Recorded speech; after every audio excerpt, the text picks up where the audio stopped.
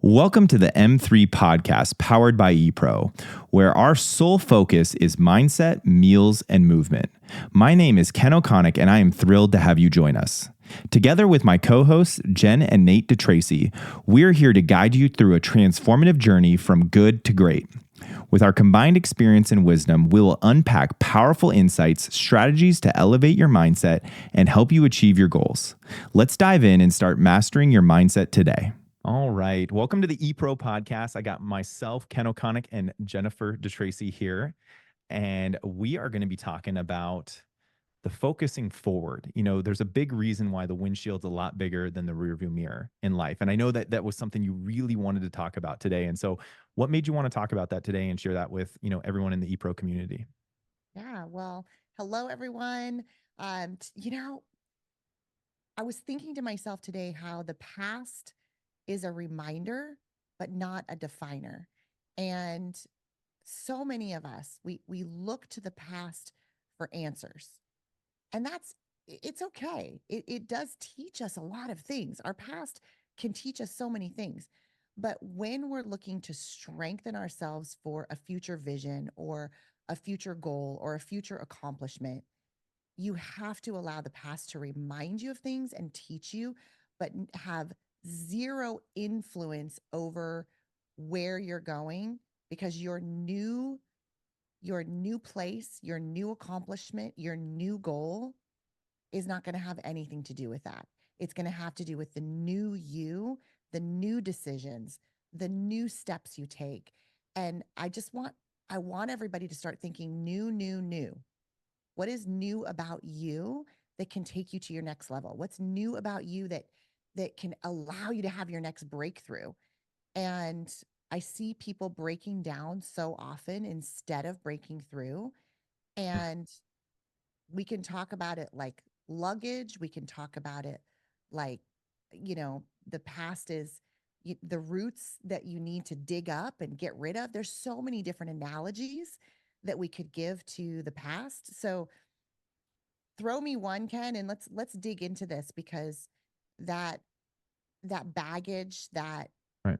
chain that you drag behind yourself, I don't know, whatever it is that's holding someone back from getting to their next level. And of course, we're talking about nutrition and health and wellness. And we might be talking about yo-yos or inability to get past a certain place. Yeah. I think what comes to mind, tell me what you think of this. As you were saying this is what came to mind to me is like fault follows blame.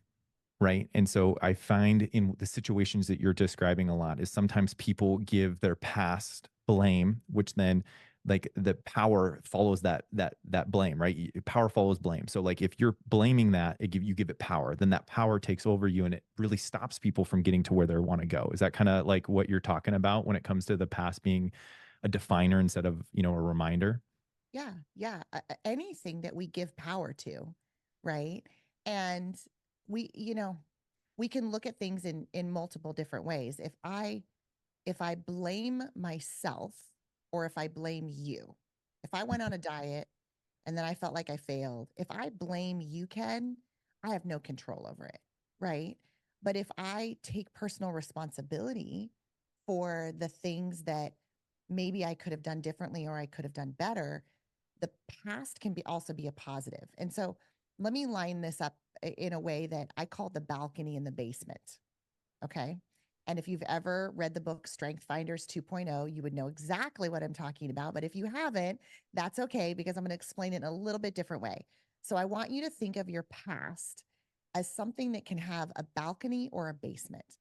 And if I'm using my past in the basement, I'm using it against myself. I'm using it as this weapon that hurts me. I'm saying, I'm not worthy. I'm not capable because of something that happened in my past. If I couldn't do it before, I can't do it now. And I'm using my past to hurt me. And so many of you listening might be doing that.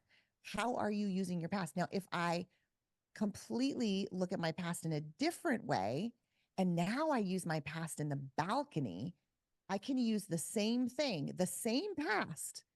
Past isn't different, right? The past is what it is. 2 seconds ago, what I said, can't change it. It is what it is.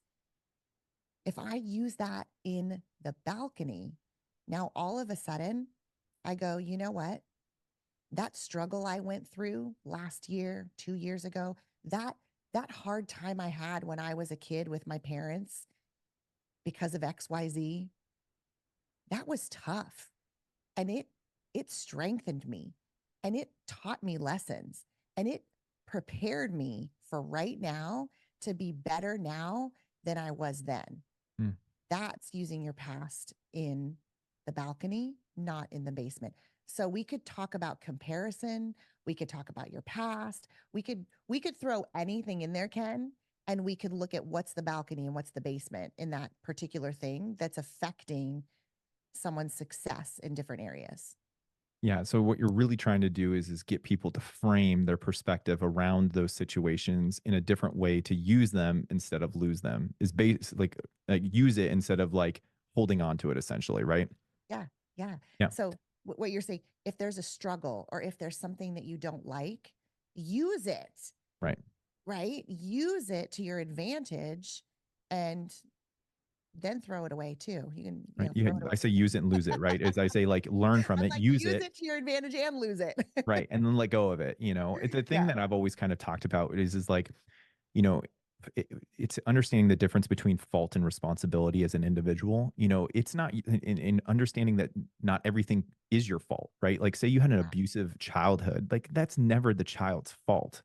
But if you're an adult, it's your responsibility to work through that and not let that hold you down, right? Yeah. And I never want to like that's a really harsh example of the situation, but I try to like explain in the extremities to understand that even if it's less than that, it's you should be able to benefit from it. And so it's you have to figure out that responsibility piece and not using fault as the blame, right? And it's like, hey, because of the situation, I need to be responsible of this situation, hold myself accountable, and then use it in a way. And so let's talk through some of the most common ones that you find up. One that I think of right away is like it's always tough with me and I get really it's a hot topic for me is but like when people kind of try to blame these esoteric things like genetics or their culture of the reason why if I'm big boned, right, or Mm. I'm an obese family and there's a lot of statistics coming out now that like obesity is hereditary. And Hereditary. I'm like it is only hereditary if you follow the same disciplines and habits that you took from your parents during that time. That's the only thing that's hereditary in it. But that's just my perspective. I'm not a scientist that go and do these studies, but I know you're a little more read on that than I am. Yeah. Well, I 100% agree with you, Ken, that blame does not serve us. No matter what it is. And some of you might be listening and say, but it's really true. Hey, there are some research studies out there showing that the gut microbiome from an obese pregnant woman will transfer to their child, but that doesn't mean it can't be fixed. Right. It doesn't mean that the way that that child is fed throughout their life, the way that they choose to eat, the way their parents feed them, can you change that future? Absolutely. Absolutely. My son, um, man, he um he let himself go during college. Let's just put it that way. Yeah, he did. The kid is so smart. I love my son. He's so incredibly smart. He can take apart anything, whether from a toaster at 2 years old to a computer to a car, put it back together. He's absolutely amazing. But when he went to college, he sat in front of a computer, gained over 70 pounds Yeah. by eating the wrong things, sitting in a chair, and choosing not to exercise, right? He's got a mom that's fit. He's got a dad that's a professional bodybuilder. And he just decided, I'm just going to eat, what is it? Chicken and a biscuit and Ritz crackers. Those were his two Oof. favorite things. All the unbleached flour, guys, no more crackers. Um, and he made a decision um, about a year ago that he was going to change his environment and he was going to start getting in the gym. He wasn't going to the gym and he wanted to change. And my husband invited him to do a bodybuilding show, not necessarily to be a bodybuilder, but to have a goal and have something to shoot for. When you make a goal, do you have something to shoot for? A lot of my clients, they go, I have a wedding coming up, or I have a vacation, or have a family reunion. And all those are great things. You have to choose a target that means something to you. You have to, because it really does give you, it wires your brain in a different way that gives you the discipline that you're seeking. Right. Mm-hmm. And so, anyways, Griffin goes on, and I'm telling you this story because tomorrow Mm-hmm. he walks on stage for the very first time at his bodybuilding competition. And this man has worked so hard. I can't call him a boy. He's 22. This man has worked so hard. He's lost over 70 pounds. And guys, since December. And what's the date today? We are, June today is, 21st, summer we're in solstice today. June 21st, summer solstice. So from December, right after Christmas, he started I remember him trying, I said, start right after Christmas. Don't start before Christmas. And he started his journey. I'm not calling it a diet because a diet is what you put in your mouth. You could be putting cheesecake in your mouth, and that's diet. That's your diet. But he started his journey to a new and better version of himself with a goal and a target. And he stopped blaming. I know this was a long story to loop back around to blame, but before, everything was blaming something. When Yeah. he was gaining more weight and gaining more weight and getting more out of shape, and I mean, everybody was, even grandma was like, "Hey, Griffin, you're packing a little bit on, aren't you, buddy?" And he would, Oh, but he was always blaming something. There was yeah. always, well, school this or that, and he just stopped blaming. Love He that. just simply stopped blaming and started going towards that target. That's amazing. Yeah, I mean, in our family we say no BCD, right? No blame, no complain, and no defend, right? It doesn't serve you. It only gives power to the things that you don't want to have power anyways, right? Mm. Mm-hmm. And Griffin, he looks amazing. The last picture I saw of him, which was just like a couple weeks ago, he looks incredible. And it's okay to have like off times, right? Like, I mean, everyone gets off, everyone doesn't, but it's the resolve and discipline that you get from those situations when you fall off that make you better every single time, right? Like, I always say, like, I'm not in perfect shape by any means now, but like, I know a lot of people in my same exact situation that they blame everything, right? They blame their job, their career, their family, their kids. Like, all those things are admirable things to say that, okay, yeah, because my kids and my family time, I'm not working out. I just disagree. It's like you just don't give yourself a prioritized time. Get up earlier, stay up later, make sure you're disciplined with your food. These are all things that you can do if you push forward in and learn from. And the reality is you actually can get a lot in a very little time if you're really disciplined with what you do in, right? Like right now I'm working out like 30 minutes a day, 3 days a week. And I Yeah. still can hold my own in most fitness things. And a lot of people think they got to work out 5 times a day for 2 hours a day. I mean, I know you're way more active than I am right now, but still, I guarantee you, if we go on a hike, I could push you, right? Like that's Yeah. how disciplined you can be with pushing forward and learning from the things that make it difficult in those situations. Well, and this might be a little bit of a squirrel, but you know, you have to learn if for myself, for example, I love food. When I am not watching my food as closely, I know that my activity level has to be more. When my stress level is higher, I know my body produces hormones that it doesn't produce when my stress level's not higher. So I have two things. One, what are some things I can do to reduce my stress level? And two, I also have to change I have to be more mindful. I will gain weight faster when my stress is higher, no matter what I eat. But people don't realize that I'm doing everything right. Like, how's your stress level? How's your exercise? How's your water? There are so many pieces of the puzzle. Mindset is what we cover, the ePro Mindset Mastery course. It covers mindset, but there's so many pieces of that puzzle. Mindset ties them all together. Right. Mindset interlinks every single piece, but you have to, you only know what you know. And so when we're not learning and mindful of, it's not just, oh, I need to eat healthier and everything will be okay. No, it's not always that, right? There's so many other factors and there's so many other pieces to being healthy, and the mind and how we think about all of it is what interlinks everything.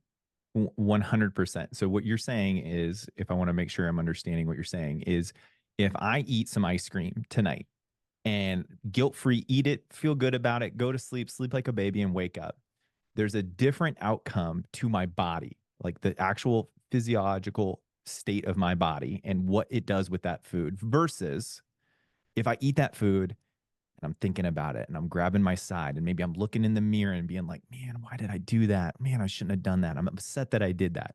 You're You saying can that there's a think different yourself outcome. fat. Correct. You can think yourself fat. This is exactly what we're talking about here, Ken. Yeah. And I think some people would very much disagree with us, but that same ice cream in a fit person does absolutely nothing. Eat it up, wake up in the morning, no change. Now, And you're saying it's because of the chemical release that our brain gives to our body and how our body uses those chemicals throughout the day. absolutely. Now, if that same person has ice cream every night, day in and day out, day in and day out, We're talking eventually, one-offs. yeah, eventually it's going to catch up with them. But Sure.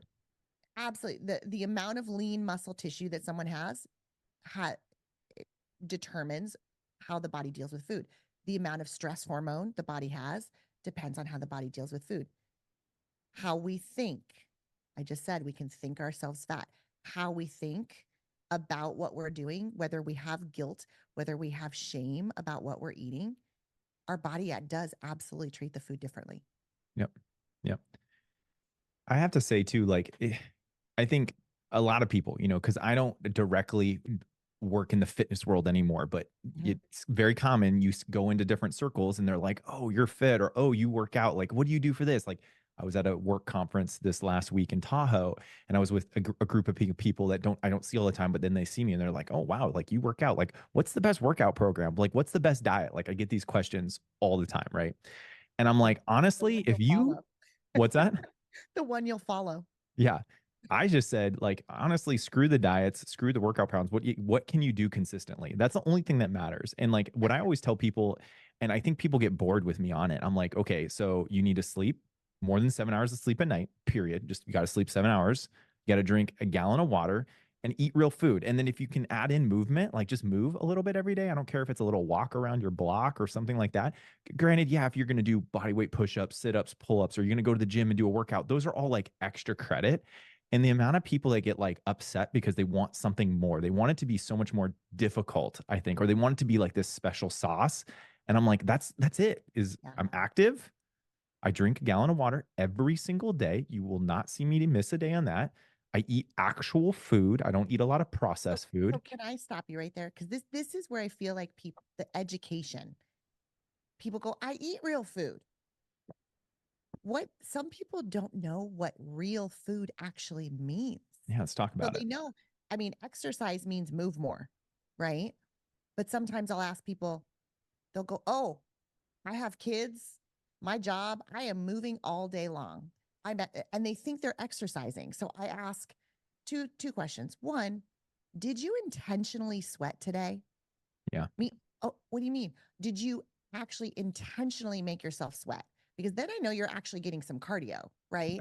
Because your heart rate increased because your body had to cool itself down because you actually made yourself sweat on purpose. You know, did you get sore? People who don't ever get sore, that's not a good thing either. Because when you tear your muscle fibers when you're lifting, you should get a little bit sore. They have to repair themselves. You tore Yep. them.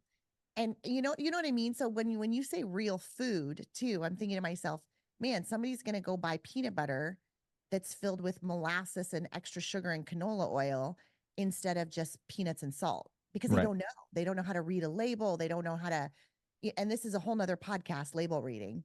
Yep. This is where I'm excited to educate because it is simple. It's Yep. simple. Eat real food, exercise more, sleep, drink your water. And so Yep. if it really is those four things, Ken, and then of course our mindset around believing that we can and believing that we're worthy to be fit and healthy, because that's a big thing too. Um, but we got to teach people what the heck is real food.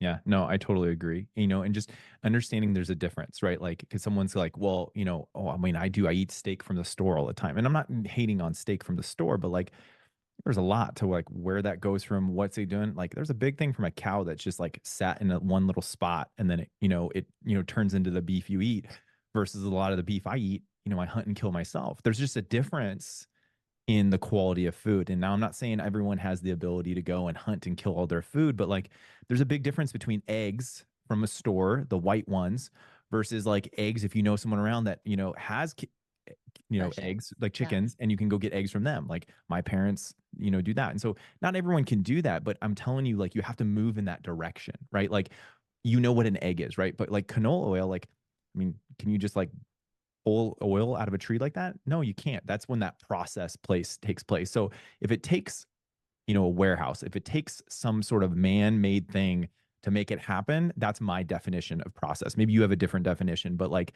No, that's typically a minimal, good way to yeah, minimal processing, minimal ingredients. correct. Those and that's if you're really smart and you know all the ingredients, then you can start to have more ingredients in a label because you can call out the ones that maybe aren't good. Or people will hear things one time like high fructose corn syrup, or they'll hear, or they'll hear a word. If there's 20 ingredients and it's the last ingredient and it's Very minimal. 0.012% of what's in there, then I don't care if it has high fructose corn syrup. But if it's the first or second ingredient in a list of 20 ingredients, I know that they list ingredients based on what is most first and then down the list. Right. So like I used to make my kids when they got cereal, because I'm not a proponent of cereal, but of course kids love it, right? It's a super easy breakfast. And so we would just do the sugar can't be in the top five, Yeah. right? Just sugar can't be in your top five ingredient. Oh man, it's in the top five. I really wanted this one. I'm like, sorry, you can't have that one.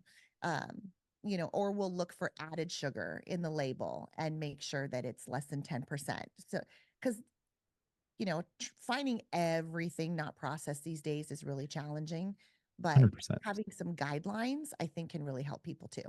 It's for me, it's all about a progression, right? Are you getting a little bit better every single day? Are you paying attention to your labels? Are you actually looking at the back, knowing what's going in and going from there? Like just understanding that direction and that focus, right? And if you just start giving energy to it, it starts to benefit you, is all Mhm. I'm saying. Because again, I definitely have processed foods too, but like I can guarantee you if we walk through everything we eat in a day, Yeah, like compared to this. the average Joe, I have very little compared to the average person. It's because I pay attention to it. And if you focus on it, energy goes towards it. That energy goes towards it, it tends to benefit you. Same thing with the sleep, right? There's so many things that people can do that can actually raise the benefits of sleep. I love Rich Froning said this, and I got to steal it from him. And it was on a podcast. And he talked about if sleep were a substance, it would be a banned substance based on how valuable it is, right? It would be a regulated substance based on the amount of importance that it brings to the benefits you get from it, right? So if you take someone that really focus intentionally on their sleep versus Mhm. someone that doesn't, there's a different outcome that you get in performance. And one of the biggest things that I made a change to, and you might be learning this, Jen, and I highly recommend it, is we got a daylight alarm, right? And so all it is it's a light that gets really bright when we want to get up because we live in Alaska. It's light all the time in the summer, right? And then it's dark Yeah. all the time in the winter. So you can't really just like get up naturally to the light like a normal person, at least in Alaska. So you set it up to turn on and shine right on you, just super bright. It's a bright light that just turns on bright. And so you naturally come out of sleep as it gets brighter and brighter and you just wake up instead of like a lot of people they sleep and then it's like 6 a.m. alarm clock goes off and maybe they were in an awesome dream, they were deep into REM and it yanks them out of sleep. That Yeah. natural pull of sleep is actually not as good for your recovery and your mental state as just waking up naturally, right? Like have you ever had it like that Sunday where you just like I'm not gonna sleep up to alarm and the lights go on and you woke up and you just kind of woke up naturally and you're like Like, I I feel feel pretty good. good. Yeah. Yeah. Literally, that's us every day. And so $20 on So does this Amazon. light go on gradual? It doesn't just go boom. Yeah, It no, just it comes on goes on gradually gradually. So you so wake that up. So I always wake up your after body falls Chelsea. out of REM sleep, starts to Exactly. wake up. I love that. I love that. Exactly. No You know, sound. It just naturally, the light wakes you up and then you wake up.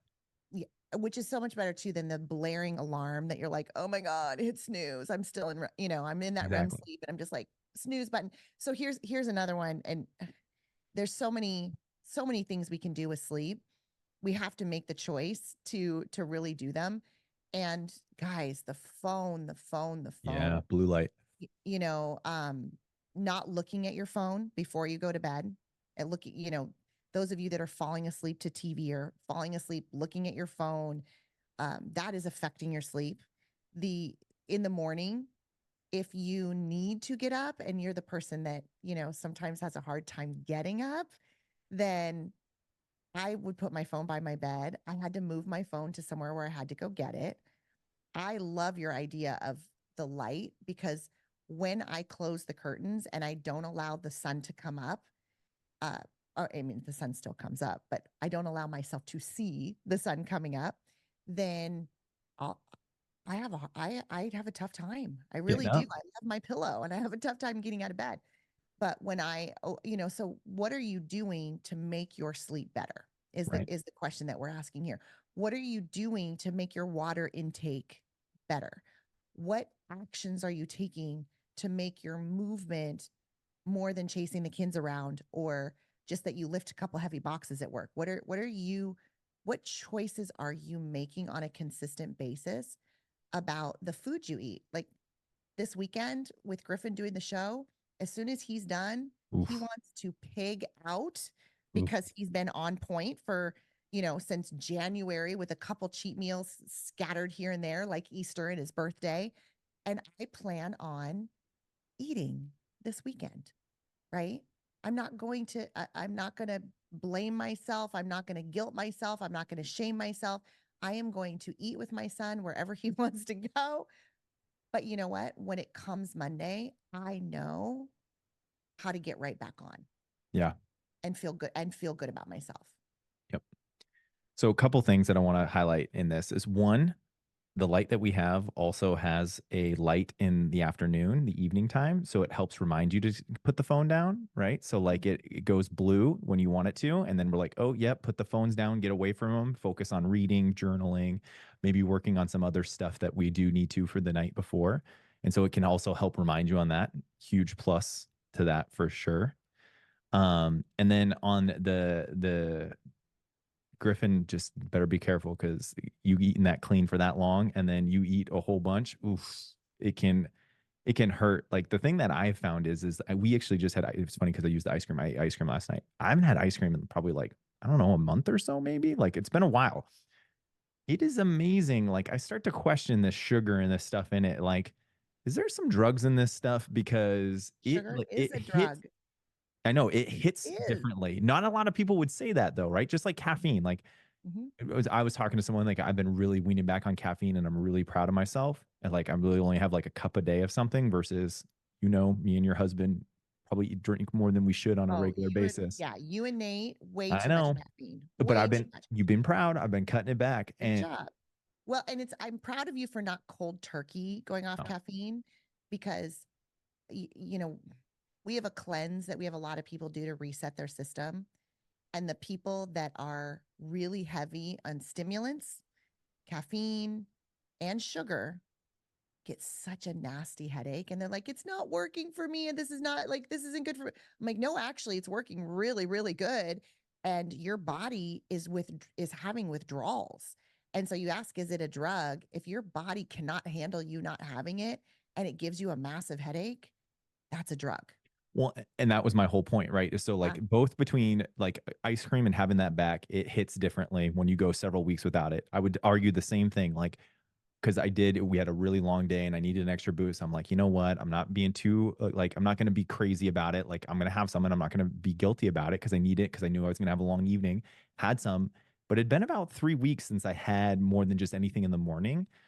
And I just felt it. like, I mean, I felt it and I'm like, man, you can't tell me it's not a drug when you do that. So like, I argue with anyone that says like, oh no, it's not that, that doesn't affect me that much, right? Because that was me. Lies, absolute lies. Because if you cut it for a period of time, and then you bring it back, and then you notice that a feeling, it actually was helpful for me to feel that caffeine in the evening, being like, man, like I actually really do notice that big difference, and maybe I need to like protect that even a little bit more, and maybe I'll be even a little more disciplined to continue to wean it back because I Mhm. just don't want to be like so needed on some of those things, those stimulants, that sort of thing. Yeah, so good. We could go on forever, Ken, on this subject. And I know we've kind of jumped around All good. and when you eat the same foods, okay, because this is what most people don't do. Unless you've actually done a bodybuilding show, who eats the same exact thing every day for 2 weeks? Pretty much nobody. You're going to Hmm. have something different. You're going to have, maybe a glass of wine here or, a piece of toast with your breakfast where you didn't the other day. I mean, you're going to change it around. You're going to maybe have a sandwich one day for lunch and another day you're going to have some soup. To eat the exact same thing for a couple of weeks, your body is so incredibly smart. If you change by a teaspoon of peanut butter, people, your body will take a day or two to adjust. Mm, You will feel the difference. You'll either feel more tired. You'll be like, whoa, my body's just, I don't feel right because you changed it that much, that tiny, tiny little amount. I remember being on low to no carbs for weeks and weeks and weeks and weeks and starting to feel really good on no carbs, right? In the beginning, you're like, oh my gosh, I'm so tired. Give me my carbohydrates. And then all of a sudden, you get to add them back in. And I was feeling so good without them. I would be laying down on a bed and get up and have a complete head rush. It took about 3 days of adding carbs back in where I could stand up from sitting or laying down and not feel like I was going to pass out. That was adding carbs back in. Isn't yeah. that crazy? Yeah. Just because I hadn't been having them. So why are we telling you these things? Because our bodies are so in tune to what we eat far more than we even know. And when we make just the slightest little changes, our body will feel it. But if you're always changing things, sometimes you don't know what your body doesn't like. Right. Right? You just people that are like, I'm always bloated. My stomach's always distended. I have going to the bathroom problems. Either I go too much or I go too little. And we get TMI here, but you need a PhD. Poop is supposed to happen daily. And if it doesn't, right, there's something going on. It's all these little things. And people think it's crazy when I say do an elimination diet, but when you add things in one at a time and you actually get to train your body and feel what your body feels and realize your body is your own, it's crazy. Yeah. It's a really cool thing. So, Now, question for you as you're talking about eating the same thing and the benefits of it versus when you change.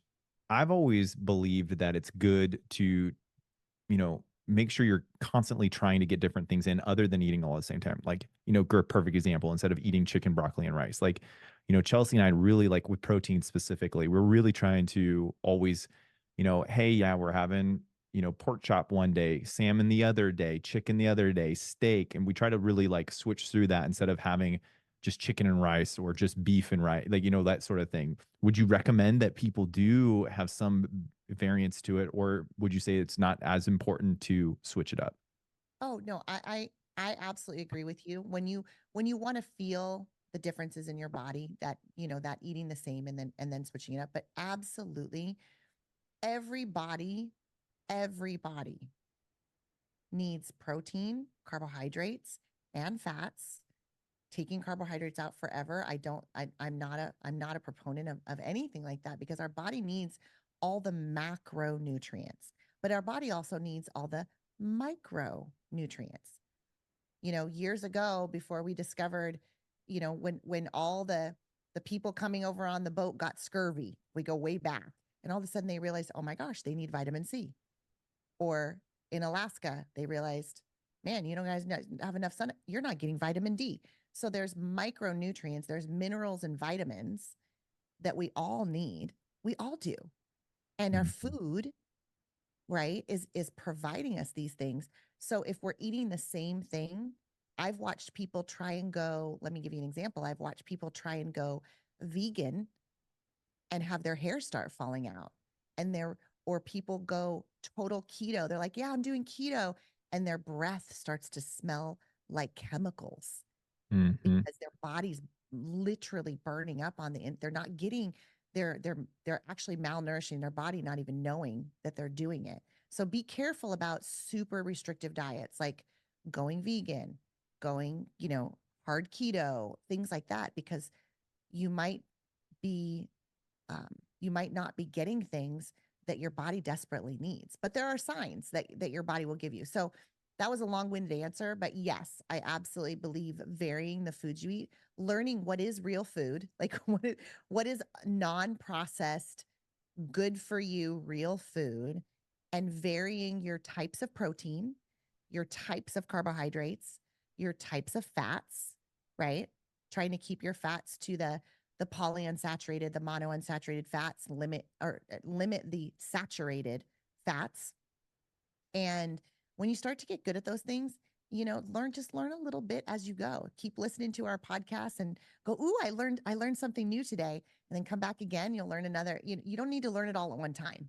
No. It's taken me almost 50 years to learn everything. And I still feel like I know like this much. Um, there's still so much to learn. And you're still learning, right? Like, Yeah. it's funny is I didn't eat potatoes for the longest time, but we started switching them up and having potatoes in here, not crazy amounts, but and just literally like plain potatoes with a little bit of salt and pepper or something. Oh my gosh. Like I've actually found that it's like I don't feel near as bloated on it, maybe as much rice or something. And so that was a really healthy change for us getting some carbs in. And obviously good proportion size, right? You're not eating a crazy amount. And But you guys are young and super active, correct. you know, so having those carbohydrates in on a regular basis with how active you guys are, some people I hear like it's so important for athletes and for people that are more active to have those low glycemic carbohydrates in there. But then for people that are getting a little bit older, moving a little bit less, and then they blame, here we go back to blame. Oh, for the women, oh, but I hit menopause. Mm, Oh, I'm just getting older. Oh yeah, I've lost lean muscle. No, no, no, no. You're still eating carbs like you were when you were younger and you were super active. And sometimes there's a pivot or an adjustment that's needed. I had a gal just this week that she sent me her dinner and I said, take the potatoes out of your dinner. And she's like, really? But when I was doing a show, I'm like, you did a show 10 years ago and you don't exercise anymore. I was like, oh, take yeah. out the potatoes.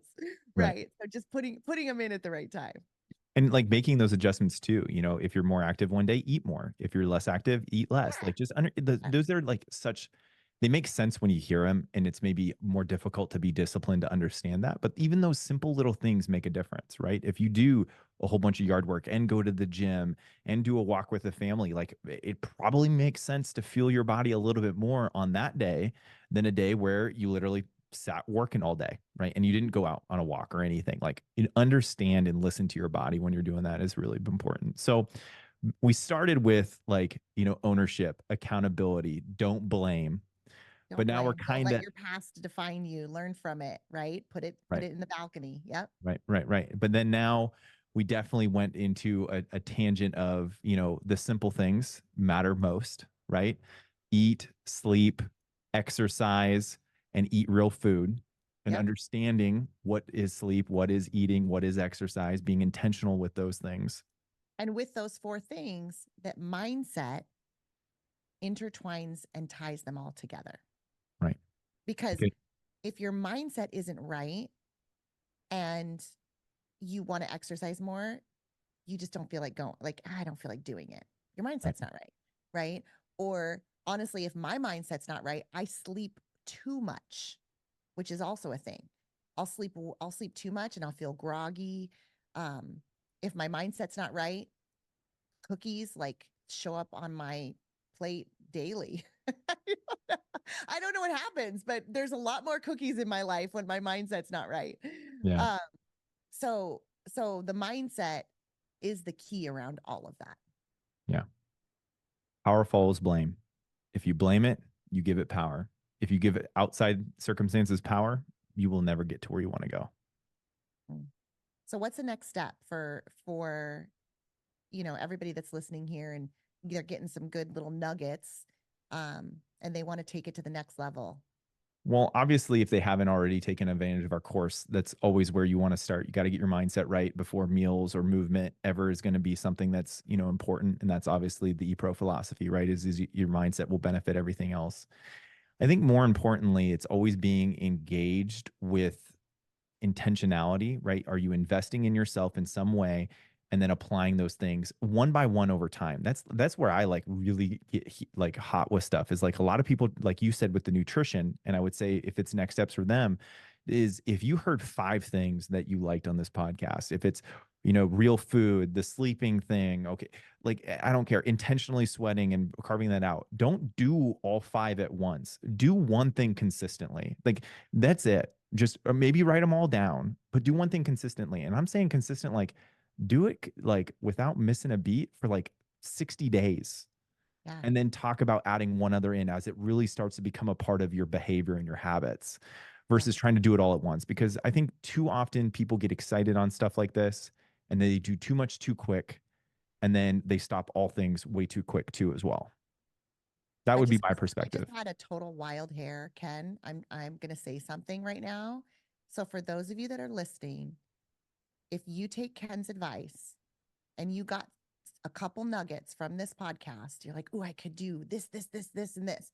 If you take one of those things, not all of them, take one, like Ken said, and you do it consistently for 30 days, send me a message and I will give you a free consultation where Mm, we'll sit down, we'll talk about what you do that benefits you, what you do that doesn't serve you, and how you can get to your next step.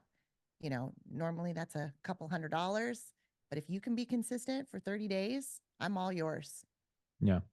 So let's preface that. So we'll put in the show notes exactly what you need to do with that. Call out what you're going to do, tag us in it, day 1 of your start. And then Yes, after yes, 30 tag days day of one. consistency, and you've completed it, then we can do a consultation with Jen and we'll definitely walk out, how what communication and everything works there. But I love that.